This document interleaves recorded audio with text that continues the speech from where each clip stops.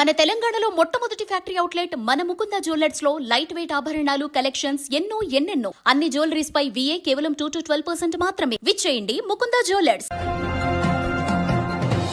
Breaking news. IBomma Ravi custody విచారణలో మరికొన్ని కీలక అంశాలు వెలుగులోకి వచ్చాయి. పైరసీ వ్యవహారం పూర్తిగా తన అసలైన గుర్తింపుకు దూరంగా ఉంచాలని రవి ముందుగానే నిర్ణయించుకున్నట్టు విచారణలో స్పష్టమైంది. ఇందుకోసం అతడు ప్రహ్లాద్ పేరుతో పూర్తిగా ఫేక్ ఐడెంటిటీ సృష్టించుకుని ఆ పేరుతో వివిధ పత్రాలు, బ్యాంకింగ్ వ్యవస్థలు, కంపెనీ రిజిస్ట్రేషన్లు నిర్వహించాడు.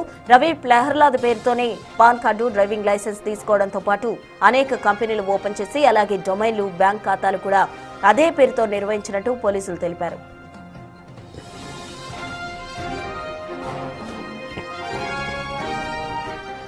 పైరసీ కార్యకలాపాలు ఎక్కడా తన ఒరిజినల్ ఐడెంటిటీకి కనెక్ట్ కాకుండా ఉండేందుకు పూర్తి వ్యవస్థ రూపొందించాడని విచారణలో తేలింది.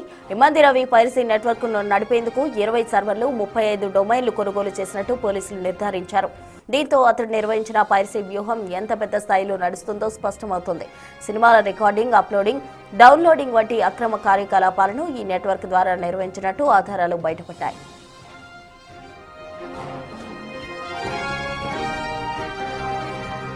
రవి పంపిన పాత బెదిరింపు ఈమెయిల్స్ కూడా మరింత స్పష్టతనిస్తున్నాయి. ఫిల్మ్ ఛాంబర్ పోలీసులకు 2 నెలల క్రితం పంపిన బెదిరింపు ఈమెయిల్ రవి వ్యక్తిగత ఈమెయిల్ ఐడీలోనే ఉన్నట్టు సైబర్ క్రైమ్ అధికారులు గుర్తించారు. ఇటు బెట్టింగ్ యాప్స్, ఇతర ఆర్థిక లావాదేవీలపై కూడా అనుమానాలు ఉన్న నేపథ్యంలో ఈ కోణంలో దర్యాప్తు కొనసాగించాలని సైబర్ క్రైమ్ పోలీసులు భావిస్తున్నారు. పైరసీకి మాత్రమే కాకుండా ఇతర అక్రమ లావాదేవీలకు కూడా రవి సంబంధం ఉన్న అవకాశాలు ఉన్నాయని అధికారులు భావిస్తున్నారు.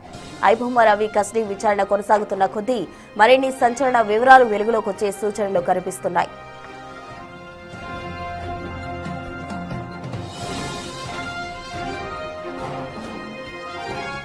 ఐబొమ్మ రవి కస్టడీ విచారణకు సంబంధించి మరికొన్ని కీలక అంశాలు వెలుగులోకి వచ్చినట్టు సమాచారం. పూర్తి వివరాలు మా ప్రతినిధి సాగర్ లైవ్ లో అందిస్తారు. సాగర్, చెప్పండి. ఇమ్మంది రవికి సంబంధించి 2వ దఫా కస్టడీ అయితే కొనసాగుతూ ఉంది.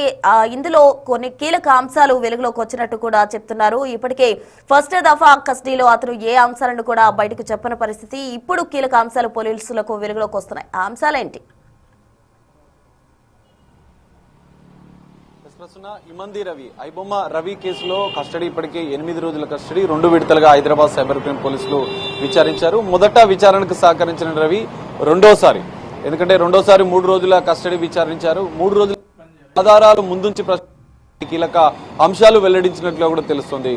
ఐబొమ్మ, బొప్పం 2 వెబ్సైట్లను ఎందుకు ఏర్పాటు చేశాడు, కరేబియన్ దీవుల్లో ఒక ఏజెన్సీకి సంబంధించినటువంటి దాని కాంట్రాక్ట్ పద్ధతులను నిర్వహించి ఈ వ్యవహారాన్ని పూర్తిగా నిర్వహించినట్లు కూడా ఐబొమ్మ రవి తానొక్కడే ఈ వ్యవహారాన్ని చేసినట్లు కూడా చెప్పాడు. అయితే ఇప్పటికే సైబర్ క్రైమ్ పోలీసులు మరోసారి విచారించాలని భావిస్తున్నారు. ఎందుకంటే బ్యాంకులకు సంబంధించినటువంటి ఆర్థిక లావాదేవీల విషయంలో ఇంకా దర్యాప్తు చేయాల్సిన అవసరం ఉంది. బెట్టింగ్ యాప్స్, గేమింగ్ యాప్స్తో ఉన్నటువంటి సంబంధాలు 25 బ్యాంకుల్లో 35 బ్యాంక్ అకౌంట్లు నిర్వహించారు.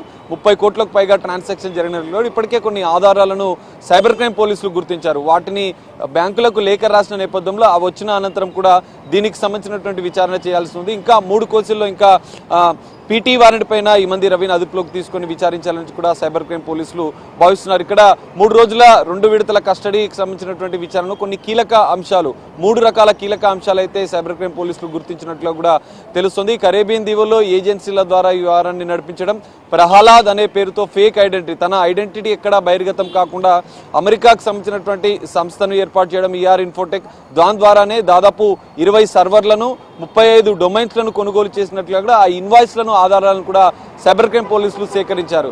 సో ఈ ఆధారాల ద్వారానే కీలక దర్యాప్తు కొనసాగుతున్నట్లుగా కూడా తెలుస్తుంది. దాంతో పాటుగా ఆర్థిక లావాదేవీలు బ్యాంకు నుంచి రావాల్సిన లేఖల అనంతరం ఇంకా దర్యాప్తు చేయాల్సి ఉంది. టెలిగ్రామ్ ద్వారా కొనుగోలు చేసినట్లు, సినిమాలను కొనుగోలు చేసినట్లు, క్రిప్టో కరెన్సీ ద్వారానే చెల్లింపులు చేసినట్లు కూడా ఇమ్మంది రవి తన విచారణలో వెల్లడించినట్లు తెలుస్తుంది. ఐబొమ్మకు సంబంధించిన పేరు ఎందుకు పెట్టాలన్న అంశంపైన కూడా పోలీసులు కొంత ఆయన కస్టడీ విచారణలో వెల్లడించినట్లు కూడా తెలుస్తుంది. జనరల్గా విశాఖలో, ఆంధ్ర ప్రాంతంలో బొమ్మ అంటే సినిమాగా పేరు ఉంటుంది కాబట్టి ఐబొమ్మ, ఇంటర్నెట్లో బొమ్మ అన్న అంశం ఆధారంగానే తాను ఐబొమ్మ అనే పేరు పెట్టాడు. మొదట బప్పం టీవీకి బలపం అని పెట్టాలనుకున్నాం, టెక్నికల్ సమస్యతో ఎల్ అనే అక్షరం మిక్స్ అయింది, బప్పం టీవీగా కొనసాగించామని చెప్తున్నారు. ఇంకా దీనికి సంబంధించి ఎందుకంటే హైదరాబాద్లో సినిమాలను రికార్డ్ చేసి టెలిగ్రామ్ యాప్ ద్వారా తనకు పంపించిన నేపథ్యంలో వారు ఎవరన్నా అంశాలు ఇటు ఆర్థిక లావాదేవీలు, బ్యాంకు లావాదేవీల అంశాలపై ఇంకా క్లారిటీ రావాల్సి ఉన్న నేపథ్యంలో పీటీ వారెంట్ పైన మరో 3 కేసులు ఇంకా పెండింగ్ లో ఉన్న నేపథ్యంలో ఆ కేసులు అదుపులోకి తీసుకుని విచారించాలని భావిస్తున్నారు. ఇమంది రవి విచారణలో మరికొన్ని పోలీసులకు సంబంధించినటువంటి హెచ్చరిక ఈమెయిల్ కూడా తన ఈమెయిల్లో ఉన్నట్టు, ఎందుకంటే ఈమెయిల్ రీట్రీవ్ చేశారు, తన మొబైల్ ల్యాప్టాప్లన్నీ కూడా డేటా రీట్రీవ్ చేసిన నేపథ్యంలో అందులో ఈ సమాచారాన్ని కూడా పూర్తిగా గుర్తించిన పరిస్థితి. ఆర్థిక లావాదేవీలు, బెట్టింగ్ యాప్స్, గేమింగ్ యాప్స్ తో ఉన్నటువంటి సంబంధాలపైన ఇంకా దర్యాప్తు చేయాలని భావిస్తున్నారు. బ్యాంకు నుంచి లేఖలు వచ్చిన అనంతరం కూడా పీటీ వారెంట్ పైన ఇమంది రవిని అదుపులోకి తీసుకొని మరోసారి విచారించాలని సైబర్ క్రైమ్ పోలీసులు భావిస్తున్నారు. ప్రస్తుతం రైట్ సాగర్, థ్యాంక్ యూ.